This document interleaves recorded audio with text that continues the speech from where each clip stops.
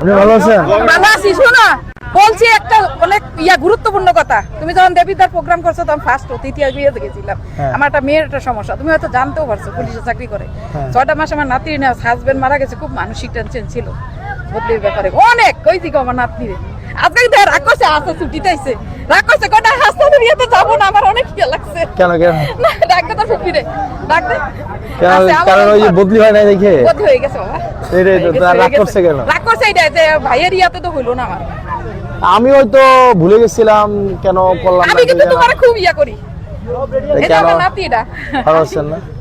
ভাই আমাদের দেশে কারণ আমার একটু আমাদের আমাদের এত বদলি টদলির দিয়েছেন আসো আসো বলছি।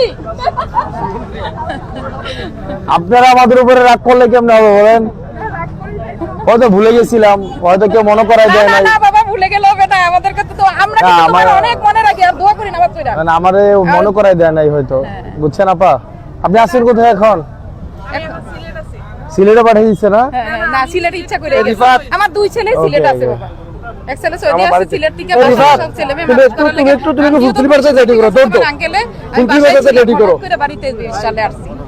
ঠিক আছে আপা, মনে থাকবে আমার, মেয়েরা আছে তেজগাঁও কলেজ যায়। আমার মনে থাকবে আপনাদের। অবশ্যই। Okay, ঠিক আছে।